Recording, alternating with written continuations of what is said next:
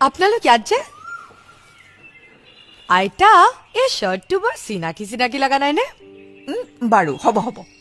এই চোলাটোৰ কথা এৰাচোন এতিয়া এই মহা জেদি ল'ৰাটোৰ জেদ কেনেকৈ ভাঙিব পাৰি তাৰ কিবা এটা কৰা মই